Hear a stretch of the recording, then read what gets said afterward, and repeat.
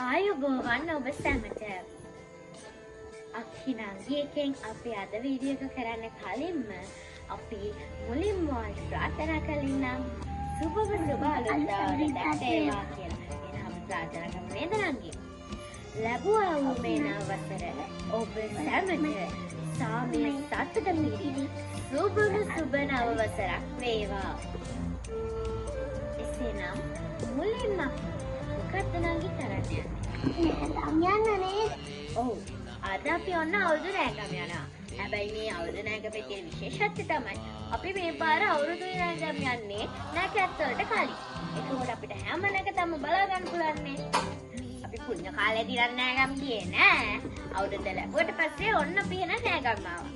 අපි එහෙනම් ඔයාලට අද කියලා දෙන්නම් මේ අවුරුදු චාරිත්‍ර කරන්නේ කොහොමද? ඒකට අපේ ගෙදර අපි මොන විදිහට ලස්සනට අවුරුදු චාරිත්‍ර හදාගෙන අවුරුද්දට ඩෙකරේට් කරලා කියන්නේ කියලා ඔයාලට පෙන්නන්නම්. ඒ වගේම අපේ අම්මලා අතින් හදපු රසවන කැවිලි කොච්චර ලස්සනද කියලා බලන්නත් ඔයාලට පුළුවන්. එහෙනම් let's move on.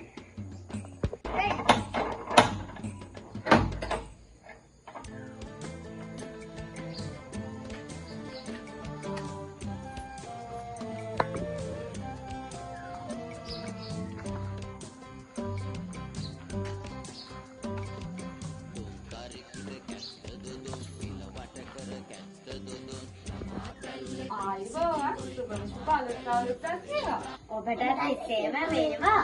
එන්න ඇතුළට.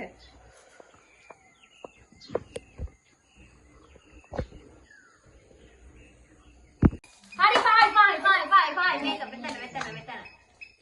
ආරි පහයි. කවුරු සිනයිද දාන්නේ?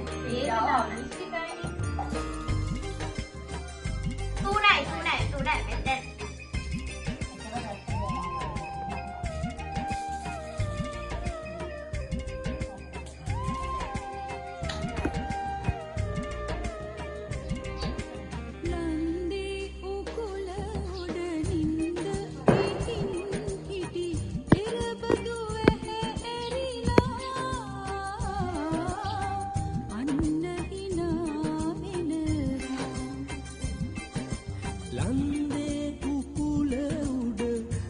ඊළඟට තියෙන්නේ ආහාර අනුභව කිරීමේ නැකත.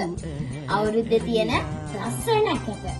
එහෙනම් මේ නැකතට යන්න කලින් අපිට මොනවද කියන්න තියෙන්නේ?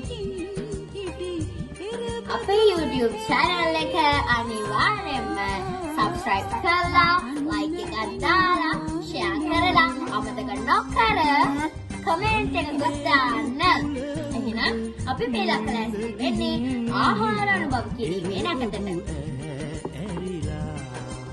ඊට පස්සේ අපි අපේ සිංහල අතීතයේ තිබුණු සිරිත් වලට අනුව තමයි අපි මේ ආහාර අනුභව කිරීමේ නැකත කරන්නේ.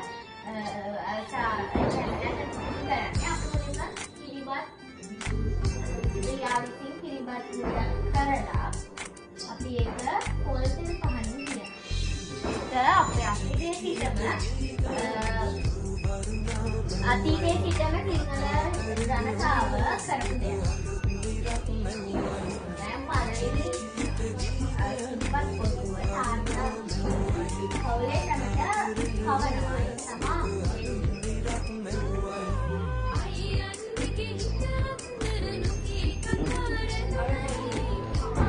අවුරුදු ආහාර අනුභව කිරීමේ නැකත ආරම්භ වුණා. දැන් ගෙදර විශේෂ ප්‍රධානිය තාත්තා පහන දල්වනවා. අපිට බලා ගන්න පුළුවන්.